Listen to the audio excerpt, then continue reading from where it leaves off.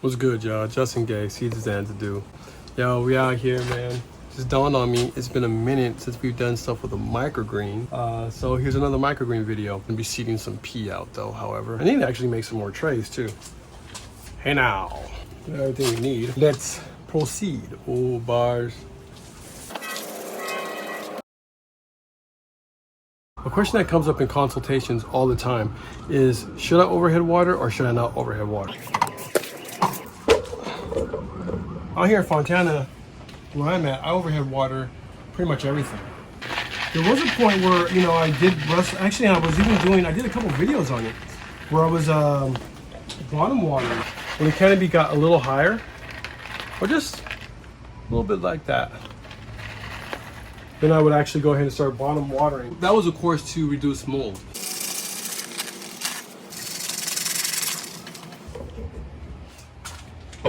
So anyway, to answer that question, I think honestly it depends. Just like most things in gardening and most things in agriculture, most things when you're dealing anything with nature, it kind of just depends.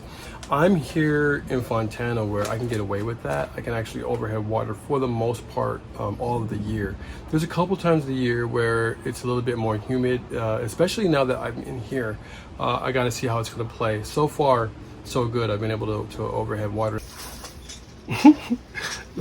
The one thing you want to keep in mind is that if you do live in an area that's a little bit more humid, you might want to you know, just kind of test out a few trays to see if you can actually get away with overhead watering. There's times where it's kind of constantly changed, so you might want to do like a hybrid where part of the year or sometimes you can overhead water and other times you can't overhead water.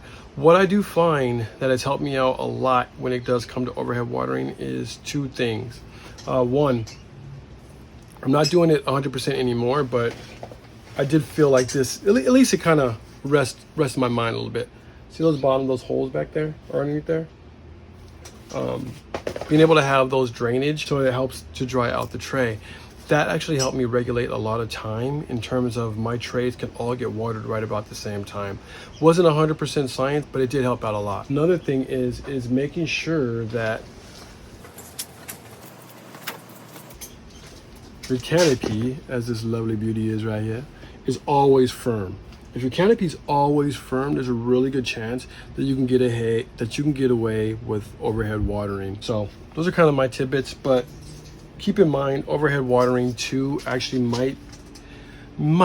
I personally, from what I've seen, I haven't really got dirt off your shoulder, homie. Now it's been my finding that it really didn't make a big difference in terms of how long I can actually keep a tray. So I don't know, I kind of just overhead water all the way through. Reasons now I like to overhead water is just because time, straight up. It's faster, it's easier. We're gonna lift up these walls and put the shade cloth back here pretty soon.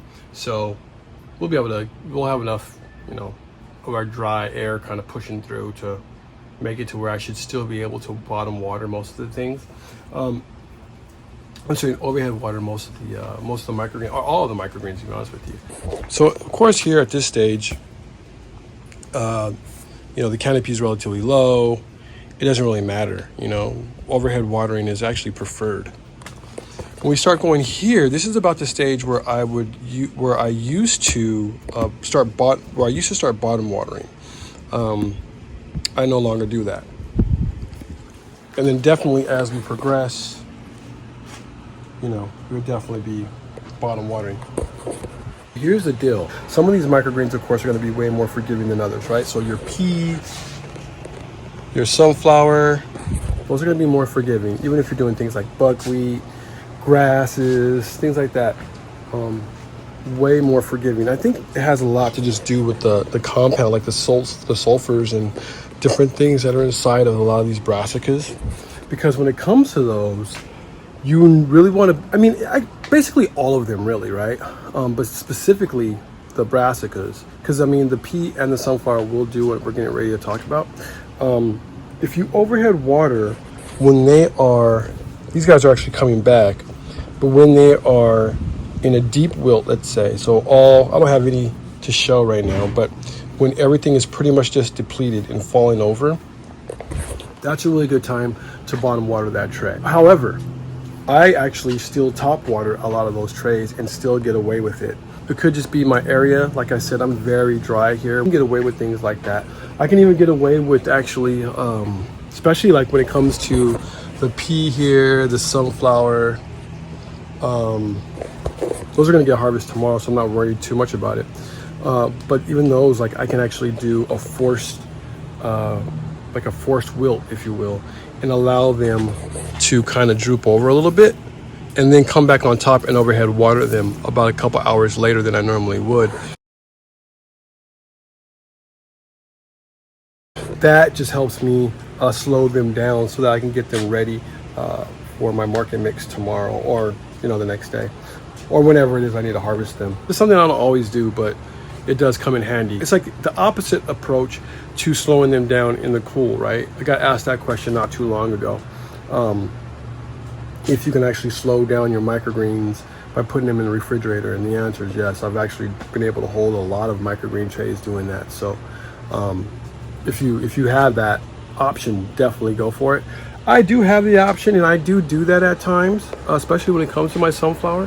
However, I just had too many to fit into my cooler right now. So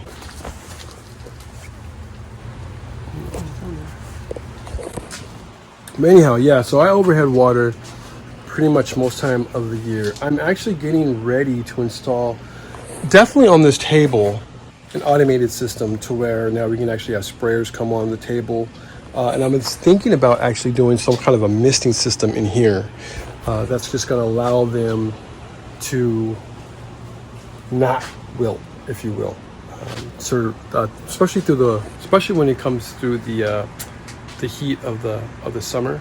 That's going to be something that I might actually have to dial in. I don't know. I mean, everything you have to dial in, but I don't know how hard it's going to be to dial in. My goal in that is to basically keep the humidity high, so the transpiration rate of my microgreens when they're growing really, really fast, the transpiration rate now is slowing down because it's just humid in here. Some plants like that, some plants don't. I think for the most part, the brassicas, again, more than likely are going to end up just going outside, more than likely, outside of the greenhouse here. Or maybe they just have a section where I don't have the misters on them, and they just kind of get watered old school. But anyway, my goal is to make it to where I don't have to water as much, and of course I'll definitely test them out. Or it may actually just be where they are under here, under the drip system or the irrigation system that's going to be underneath the table. That's probably what's going to end up happening now that I think about it. Thanks, y'all. Keep my pea and my sunflower cooler, utilizing the mist, and then have the fans going in the whole bit. Hopefully it'll be lovely for them in here. Anyway, that's all I got, y'all. Hope this one helps. Just another technique to try to get us up and growing better than we were last year. I always like trying things new. I don't like trying to just go into it. I mean, it's basically I'm going into the same way, but I'm adding extra elements to make my job a little bit easier, because if you can automate it, you definitely should. That's how you get to chill. Talk to y'all. Peace.